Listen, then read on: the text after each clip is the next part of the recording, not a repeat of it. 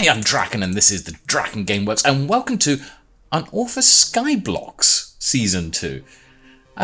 Yeah, Sky-Blocks. I mean, the Cave and Cliffs update came out for Minecraft, and we've begun Season 2 of Unorthoblocks, and yet I'm stood on a block way up in the air at a really high Y level. Yeah, this is a bit odd. I mean, shouldn't I be down on the ground looking at the caves and all the new terrain? Because the new terrain looks beautiful in 1.18. I've got to be honest on that one. But, how did we get here? Well, let's take a look. It's Unorthoblocks Season 2! So excited, oh my gosh, darn it. Hi, Oh my gosh, darn it. I'm LadyBexilla. Hi, LadyBexilla. Immediately off to an AA meeting. Who are you? I'm Draken. You? I can't hit people again. Shelly. Cannot see Shelly. And what about you? Oh, I'm Sunny. Obviously. Oh. Obviously. You. Hey, I'm Chris. And you? I'll come back to you. And you? No, mate, hi. Who are any of us? Who is to say what the true nature of oneself is? That the one's being, one's I can't handle this right now, Corky. personification. You can of just do your oneself. name. Amazing. Bex, you are so powerful. Y'all, Slapped him out of existence. He's gone. guys, Existential. I it's decided getting to dark. make him Can we like? I'm the duck, Flezzy Duck. I am Iondis, and I'm not as much of a princess as my skin looks like. My face. Hi, I'm Spider Hearts. I'm a superhero and Heck yeah. gonna have fun. Yes. I can't reach you. Slap. I'm invincible. Ow, ow, ow, ow, ow, ow, ow. No, leave me alone! Leave me alone! What you get for having Gets much ale? attacked by everyone. I'm hidden cryptid, and this is Harold. Hi, Hey, Harold. Harold. Hi, Harold. Hi, Harold. Oh, I don't get a hi? We No. are... Hi, Cryptid. We are missing, I believe, 2 folks who will be joining us a little bit later on. No, I'm sorry, 3. We're missing 3 Unorthoblocks members, and hopefully they will be joining us in the next couple of days. And, let's go die in some caves, yeah? This is season 2, y'all. Season 2, and it's done. I gotta Mosh sleep. pit. Ow. If someone could die in the back. So after our little gathering at the beginning there, and it's great to see that we got some new members joining the Unorthoblocks server, as well as a load of returning faces as well. Not everyone was present in the meeting, some people will be joining us a little bit later as well. But it was great, it was a nice start, and it was nice to have all of us, as many as we could, on the server at the beginning. And I began off by just basically exploring the local area to spawn originally, so I spent the first hour or two just going around gathering resources. And we had this little bit of trying to work out where we can get coal and iron from, because all the ore levels have changed throughout the game itself, and in the end we worked out, oh no, hang on a minute, it's all up in the mountains. So after gathering resources up in the mountains for a little bit, and in the local surrounding area, whilst everyone else decided to start building starter homes around the lake at spawn, I decided to head off west to go and actually start my main base. Yeah, it's pretty similar to what I did in Season 2, that I turned up in Spawn Town and then immediately head off to go and start my base elsewhere. And yeah, so I went for a bit of a traipse, and what I find with this is that a lot of people sort of think you have to build everything up right at the beginning, in close to where you're on the spawn, but actually if you've got an idea in mind of where you want to go, you can actually head off and you can pick up a lot of the resources on the way. Just make sure you grab a bed as soon as possible, keep a furnace and a crafting table on you that you can just put down, and you can pick up food on the way through various sources. And yeah, I headed off west over the terrain and got to see some of the beautiful terrain that's on the way, and then hit an ocean and sailed across that until I reached a mushroom island. And this is the mushroom island where I was originally to start to begin with. So I put down a bed and we built ourselves a portal that would take us back to Spawn Town. So that was quickly set up to get us back through the Nether, and I've sort of built my first mine on this mushroom island, which is nice to be on a mushroom island actually for a change, because no mob spawning. It makes things so much easier in some senses. Okay, you don't have all the normal resources, but that sort of lack of mobs and everything else just gives a little bit of a change to the gameplay. But that wasn't where I was going to stay. I needed to go to where I wanted to build my base. You see, this season I'm building something a little different. And that is, I'm going to be, well, I'm not going to tell you what I'm building. In fact, actually, if you can have a guess as to what I'm building, pop it in the comments below. But, yeah, I wanted to go up as high as possible, to around about Y level 200. Obviously, we got the expansion all the way up to, I think, Y level 319, but I wanted to start around 200, I think, 250, I think it is, actually, sorry. Correct myself there. I start up around about Y level 250. And there's an advantage to being up here, building stuff up here, because when you're building farms up at this height, you're well out of the mob range for anything else. And plus, with the nearest landmass, which is out of range anyway, being a mushroom island, it means that basically we got no mob spawning around us. So as long as we spawn-proof everything, there's never a problem. So once up in the sky, I decided the first thing I wanted to build was a farm, and rather an iron farm. So this one's based on a Rayworks design. I built that one off the bat originally, and the idea was that iron was a bit of a difficult thing to find because of all the all-level distribution. So if I could get an iron farm up and running, I could then provide it back to the rest and start selling back to the rest early on. I wanted to get in early with some sales and a bit of stores up there and everything. So that's what I did. I built this iron farm, and from there I expanded it. You see, I got this idea, and I want to show you that, but in the meantime, we had a few shenanigans. I went back and built my first store at town, and as I said, yeah, there was a few shenanigans that we got up to there. Hi! What on earth, Draken? Well, it's me. I'm not gonna just sit around and. There's a difference between sitting around and tickling the sky ladies. Trying to find the ozone? Is it up there? Yeah, well, yeah, it is. I think I'm nearly in space up here, which is pretty cool. Let me see if I can get out of here. I think I've actually trapped myself, which is clever. Yeah, I was about to say, you don't have a ladder or anything. Here, hold on. No, I'm gonna come up now. Hang on, I'll come out. Let's, There is method to my madness. Are you sure? Well, yes. More or less. I mean, you've seen what I've done. What are you wearing? It's my birthday, Jim. Well, happy birthday, but, Thank you. It's a bit, cold up here, all the way up in the sky. I can imagine. I mean, yeah, I find it chilly enough in itself, but, yes. When this is up and running, which I should have it done within the next few hours, I might be able to produce you something to help you with your birthday suit a bit, actually. So, is it an iron farm? Or? It's an iron farm, yep. Nice. So this is the first part of the start of my base. So I thought I needed an iron farm to begin with. So straight on with the hard stuff, straight off immediately.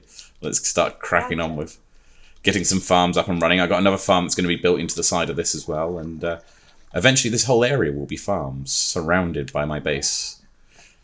But yeah, I decided that since it's the mine, it was the sort of the cliffs and cave update, that the best thing for me to do was play Skyblock. Yep. Because that tracks. that's the logical thing to do, is to go the opposite direction and go as high up into the sky as you can. Mm-hmm.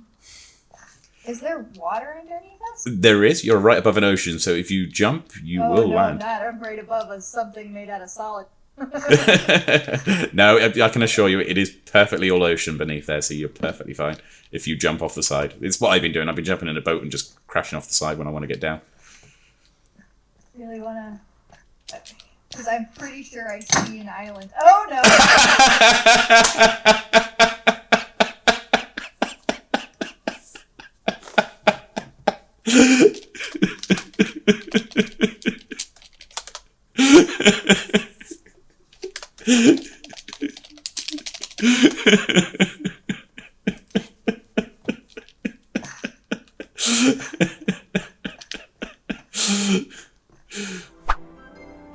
It wouldn't be an Unorthoblocks season without some shenanigans of some description, let's be fair.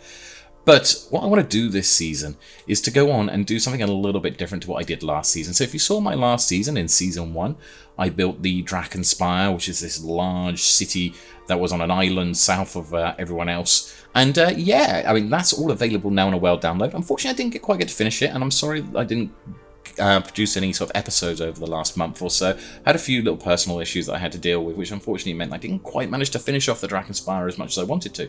But there's still an extensive amount there, and if you want to see it, I'll put a link to the world download in the description below. But yeah, I mean, after the season 1, we've gone on to the season 2, and I want to do something different. I want to build something a little bit more modern. And like I said, if you want to know what we're building, I'm not going to reveal it just yet, but if you've got an idea, or if you want to have a guess at it, leave a comment below as to what you think we might be building this season. But because I want to build this sort of new modern build and focus a lot on the building, and also maybe building 1 or 2 new farms. I mean, I wouldn't mind building a Blaze farm this season, and also building a Guardian farm before, because I haven't built either of those before, so I wouldn't mind giving those a shot. I felt that the first thing I had to build was basically all the other farms that I had already built in season 1. So that's what leads us to this at the moment. If I spin around on the spot here, you can see this monstrosity behind me in the sky. This block of deep slate and redstone with a few little sort of Sky-Block style islands in the sky. And yet you can see our sort of stairway leading up to the actual platform itself. Let's go and take a closer look at it with the camera count, and I'll talk you through what we've built here, because this is quite something in itself in what I've built here. This has just taken me just about a week to put this all together, including going out into the world and exploring a bit. And when I say going out into the world and exploring bits, yeah, I went and did that on foot originally. We did get elytra towards the end of the week, but at the beginning of the week I had to go and do that on foot. Now you could have built a nether portal and sort of taken a trip through the nether to make it shorter, but I actually ended up going a couple of thousand blocks at one point to go and look for some of the resources I needed. Like I needed to find a jungle, and I needed to find a desert to go and get the cactus and go get the cocoa beans, to go and get vines.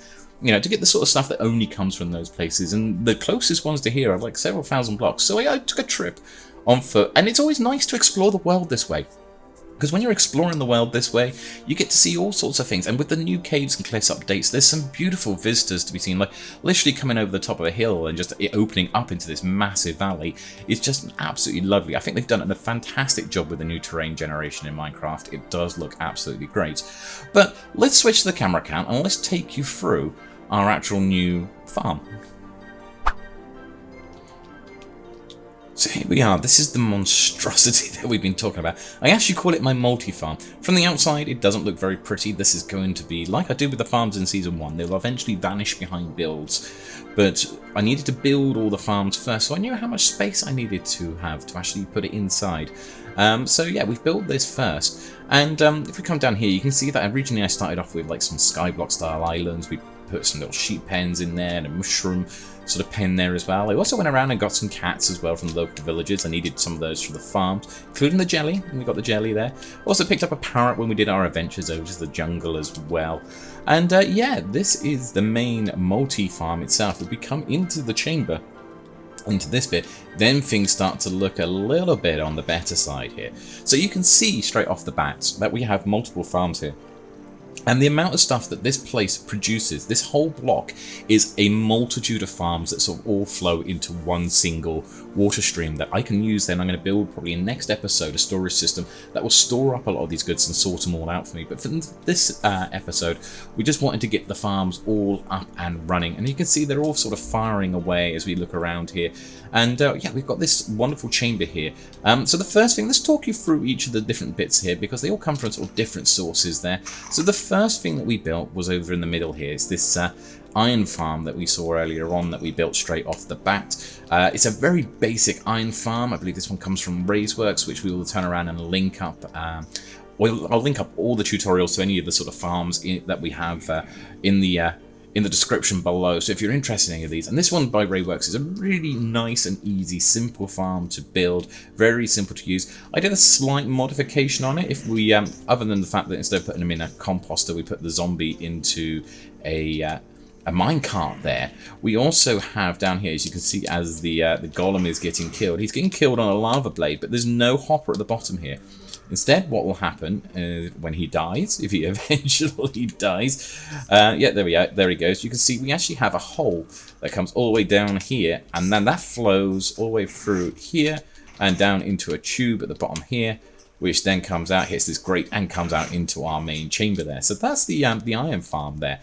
The second thing I built, and the reason why we needed the cats, if we come out here, is these two chambers on the side of the iron farm. They're like sort of bow tie shaped farms here. These are creeper farms that were originally designed by a guy called Chapman. Again, I'll link his tutorials up below as well for this farm here. But it's quite simple. You have these oddly shaped chambers here, which are your spawning chambers for the creepers. And at either side, you have these cats that are going to force the creepers, because obviously creepers are scared of cats, it's going to force them towards the center, where we have these trapdoors that are open, and the creepers think that the trapdoors can be run across, which they can't, and then they immediately fall down.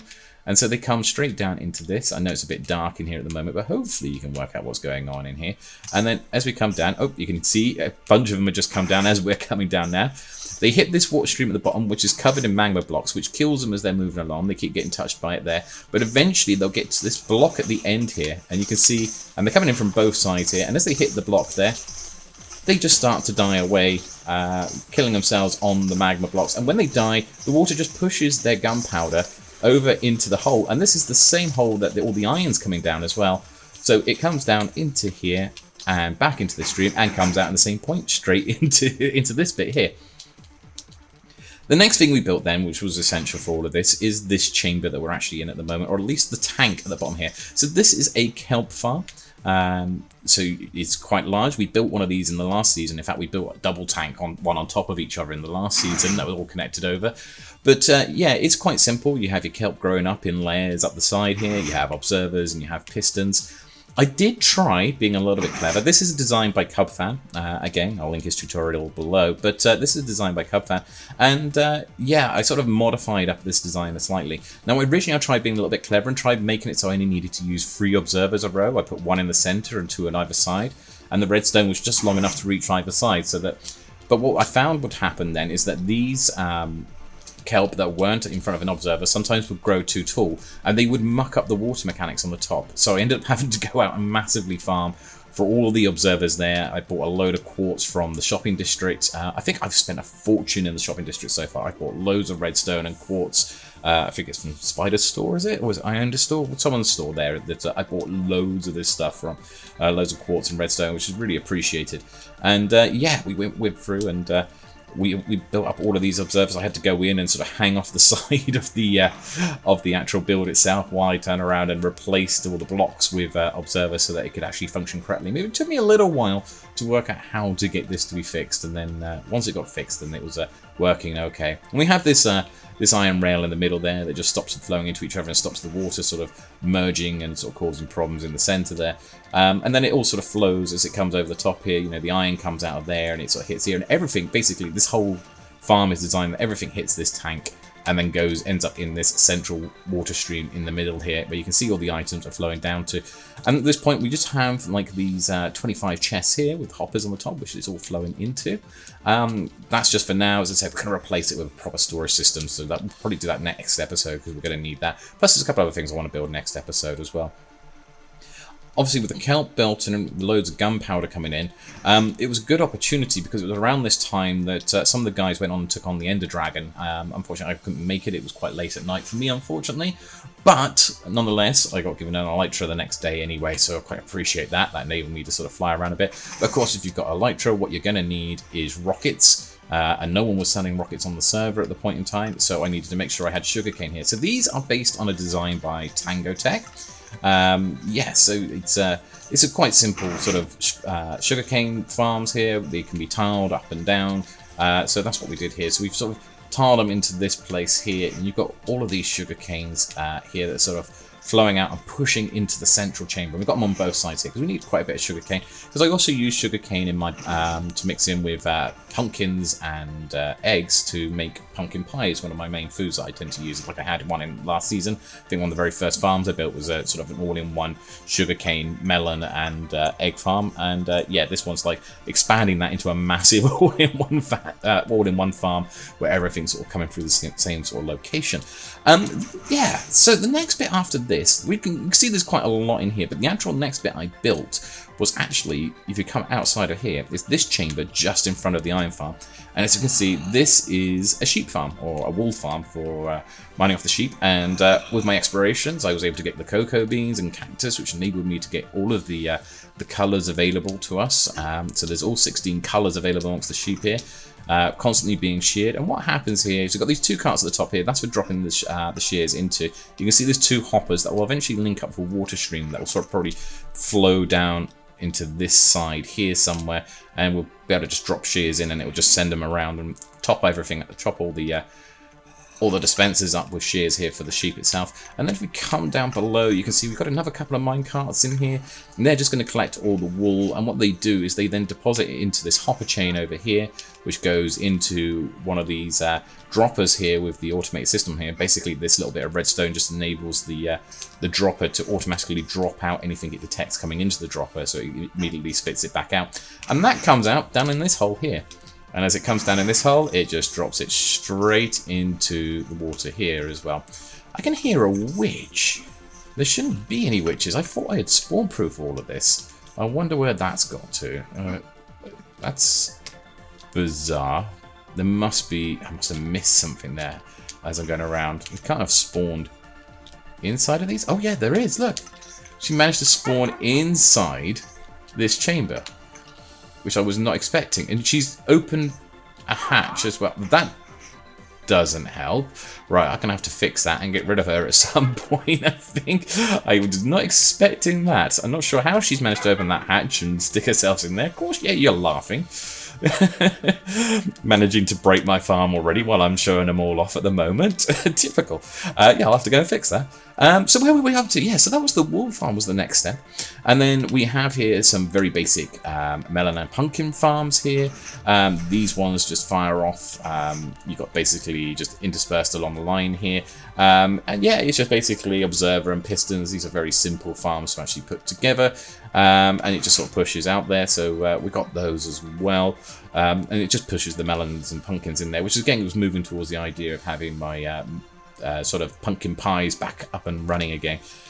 The next bit that I built was over here, was the chorus farms. So I popped to the end, and that was painful. I went to the end, I went to look for an end island off the main island itself after the other guys had been there. And in the process, I had just visited, because Mighty's already set up an ender down here for experience. Like, we've been on here a week, and we've got pretty much everything we need in a week already on the server. Like, a lot of the stuff that we could want to get hold of, people have already managed to get hold of between us, or built between us, like things like the ender. So, big kudos to Mighty for that. He also did some digging with the tunnels in the Nether, and moved the Nether tunnels up to the to just below the roof, so it made it a bit easier getting between places, so it wasn't so dangerous, because our tunnels are sort of going through Crimson Forests in there at the moment, which is obviously filled with hoglins and stuff as well, so you've got to be very careful there. But I went to the end, and it got very painful because I was flying out of the void. I managed to get lost, couldn't find any islands, and ended up plummeting to my death with 2 pairs of elytra on me, my diamond pickaxe and my diamond sword. Thankfully, one of the new guys, Christian, had already jumped straight to the rescue and said, yep, you can just borrow what you need, because he was already doing loads of supplies and selling elytra and everything else like that. So I basically restocked myself and then paid him back later in the day by going out and mining a load of diamonds down below. But in the end, I would return to the end and manage to get hold of some chorus flowers to be able to build into here so that we can actually get some purple farms, the purple farm set up. So this is the nursery. So this is where we harvest the flowers themselves that we need to use for the actual main chorus farm, which is over on this side, which is where we get all the chorus fruit from. So the nursery over there gives us enough chorus flowers that we can then replant the nursery and plant the chorus farm over on this side. And all that happens here is that we have just a button out here, which will then activate these water dispensers here, which pushes the water over to here and washes basically everything into this water stream here, which then, guess where it flows out to? Yep, that's right, back into the main chamber. And in addition to that, I also sort of doubled up the chorus nursery. We also planted our cocoa beans in here as well. And this is a very simple design for a cocoa bean farm. You've just basically got a log of jungle wood that's 12 blocks long. We've got 2 pistons on either side and a button at the back of each one. And basically you press the button to extend the piston, it breaks it, you replant it in its new position, and then when they all regrow, we can just press that button and it pushes the log back and breaks them on the second round around. And again, it will drop most of these into the water. The way it sort of breaks, some of it might land on the ledge here, but as you're going to be in here pressing the button anyway, it's not that much of a problem to go and pick all the cocoa beans up there. And I don't tend to use a lot of cocoa beans anyway, so that's not a major problem. And then at this point, I was starting to think, right, how do we sort of make up all the space that we've got in here. I think maybe actually thinking about it before I built the chorus farm, I built these farms up in the ceiling. So we've used all the available space here. So we've got the floor here is down and below is our Kelp Farm. We've got all across the walls, we've got our Melon and Sugarcane Farms. Behind the walls, we've got wool farms and everything else with tubes leading in. But even in the ceiling, we have farms as well. And if you can come up here, yep, it's a Cactus Farm is built in the ceiling here. So we've got 2 chambers here just to keep it nice and neat. And not that I'm planning on using a lot of cactus this season, but it's mostly just for dyes and stuff as well. But yeah, you know, we've got them up there, and it's at least a very simple basic cactus farm, which you have just a iron block next to it at the height above the where it's going to grow. It grows into this space, detects that there's an iron bar next to it, and just breaks. And then the cactus just falls straight down into the water here just to be pushed out. But using the new mechanics as well, we also have here, I popped into some of the caves and picked up some dripstone blocks, and yeah, we have a dripstone farm here again. And these, I mean, a lot of these run in pretty much the similar manner, whether it's the melon farms, whether it's the sugarcane farms, etc. In that they just have basically a observer and pistons to break them off. And this one, you know, the observers just sit pointing towards the actual dripstone as it comes down, and then when it detects that it's gone one space longer and this sort of changes the status of the first block, it will then just trigger the pistons, they break them off, and again fall straight down into the water here. We're getting there. We're getting through the farms. We will get there. It's taking some time. If you're still with me, well done on making it this far. The next thing we built is a very simple bamboo farm. This one doesn't use observers, however, because I wanted to try and keep it nice and simple. 1 or 2 bits end up on these rails. I might actually extend these rails so that they stop breaking onto the rails, actually. So that might be a plan for me to do in the future, is just to build those rails over, and that might stop some of these sort of bamboo that are catching on the side here. But if we come around the back here, what we actually have is an EFO style hopper clock here that is just timing over, so that every now and then it will just push the pistons out and break the bamboo. We don't need a lot of bamboo, to be honest, so I didn't need a very big bamboo farm in itself. I didn't want to go massive in it, but at the same time, you know, it sort of builds out there. Again, what is it with me when I'm showing these things off that the farms are breaking? What's happened with those pistons? They seem to have gone permanently on. Is there... Oh, I can see what's happening. Is it from above? Have I mucked up my redstone a little bit and it's picking up a signal from above? Maybe. But that's not actually on either, so that's a bit odd, unless that's a visual glitch, maybe.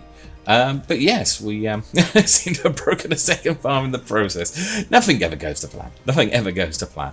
But yeah, that's the bamboo ones. Then the next ones we built, we had a crop farm that we built up over here. This is just your basic crop farm with dispenser back, which will just push the water down and then just knock all the crops into the main chamber itself. We have stairs on the outside that will probably get built into the actual proper build when we get to it. That just leads up into this chamber so we can come up and replant all the crops manually up there.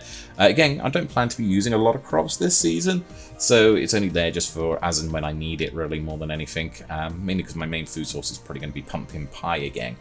Then the other thing, the next thing we built was this one over here. We're getting there. I think we've got about 2 more farms. No, actually I got a few more farms, sorry. It was nearly 2. We built this one here, which was a bee farm. Unfortunately, these hives have no bees in them. I got these hives off LadyBex, who told me they had bees in there, but it seems like all the hives managed to lose their bees somehow. So I got to take these back to her at some point. She's going to replace them up for us with bees and restock them. But when that's all active, that will then dispense. One of them will be for honeycomb, one of them will be for bottles of honey, and this little outlet here is where they all get dispensed out of back into the water stream. Again, it's not a big bee farm. I just need a small thing just to give me a few supplies. This is more for my own personal use rather than actually trying to sell it all. But after that, we also built some more things in the ceiling here. So if we come up into the ceiling here, we've got a few more contraptions around here. This contraption here is, which has got a zombie in there. Maybe I should put a light in there, actually. You see, this is good. Going around with the camera account, I'm finding all the problems with the farm that need to be fixed. So we've ended up with a zombie here, but this is our 2-tool flower farm. And they're just dispensers with bone meal that drop them down, and then there's a minecart that runs along the bottom here and just picks them all up.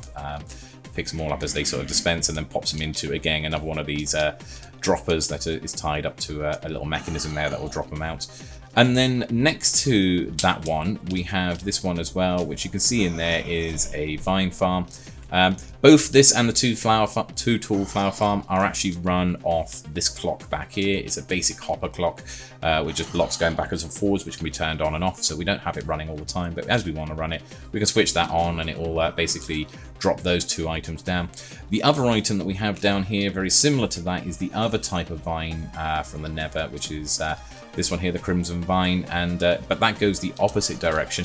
It runs off the same clock, but it's got a dispenser at the top there for showing popping bone meal onto it, and then just below it we have this piston here that will actually break it and drop it into the water. Also up here, one other farm that we should include up here is this one here. Again, it's got a little dropper mechanism there, but in here is our chickens who are laying eggs for us, and they drop the eggs into the hopper below, which then just gets dispensed into the water, so we can use those for our pumpkin pies there. There is one other thing up here as well that you'll see. This mechanism's here. There's one here, and it runs on the same clock over here. So this is a 4-way hopper clock. It's just got one item just traveling around in 4 at a time, just to do the timing on it. And what this actually is these are the 2 pillars you see on the side here. One is Cobblestone. This one is Basalt. And these are actually generators. So you can actually stand here in front of these grates and basically mine them. And these are basically, it's a Cobblestone generator and a Basalt generator with all the blocks that are dropping and going into the water, or they fall into your inventory because you're standing quite close to them, which can happen, but that's not a problem. If you're mining them, you're probably needing them anyway. Yeah, it's just a Cobblestone and Basalt generators on either side here as well for our own sort of stock. So I think that covers all of those ones on this side.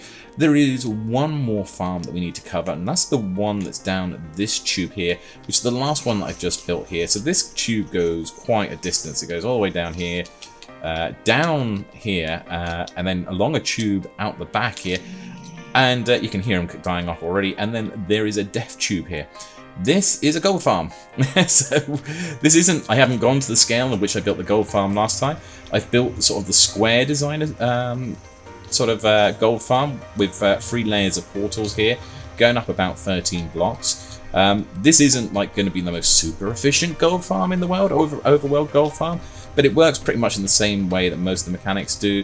You know, you have the trapdoors there, the zombie piglins spawn on the portals. They see this over here, the egg, which actually works because my eggs weren't working properly over in the last season because I put a block too low over the top, and I never got around to fixing that. But this one actually has the eggs there, so it does force them to very quickly run off here. And they drop down into this water stream below here, which forces them to the central one. And then it's just straight down in the kill chamber here. It's a big enough drop to kill them all off. Their items then fall into a hopper, which then goes into this dispenser. And it kicks them out and basically throws the gold and the zombie flesh all the way up the tube here and puts it back into the main chamber here. Wow, that was a lot to get through.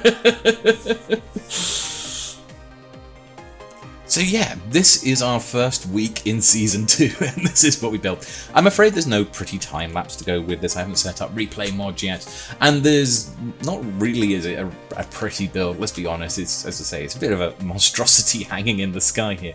But the great thing about it is, as I said, it's up at this high height, so it's away from everything else as well, and I'm going to be able to build a massive thing around this. Next episode, what I want to do is now build the storage system that's going to be down the bottom here that everything's going to flow into and get automatically sort all the items out for us. I also want to build another portal up here, so because currently our current portal is all the way down here, like it's so far that you can't even see the island it's on. You have to duck down.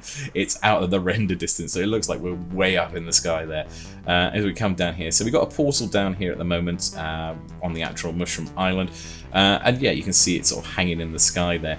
That is going to turn into an actual build. We will get rid of this staircase at some point. I might do something with this mushroom island as well. I got a bit of a plan for this area as well later on in the season. It's not going to be straight away. Our focus is going to be on what's up there. And this is don't forget to leave a comment below if you've got an idea or have kind of think what it might be that I'm building this season. What I will say is I'm building something more modern this time. I'm pushing myself out a bit. I normally do a lot of medieval and fantasy styles, as you saw in Season 1. I want to try and do something different for Season 2 and sort of stretch myself a little bit with my designs there. But in the meantime, I've been Draken. This is the DrakenGameWerks. This is episode 1 of season 2 of Unorthoblocks, where we're going to be building up in the sky. Don't forget to check out all the rest of the guys on the Unorthoblocks server below. We got a load of people who have returned, but also we got a bunch of new people as well that you should go and check out their channels. So all those will be linked down below in the description, so go and give them a check out as well. But yes, welcome to season 2.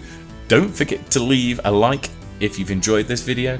Don't forget to subscribe if you want to stay tuned with everything that we're doing on this channel, and we'll hope to see you again in a future episode.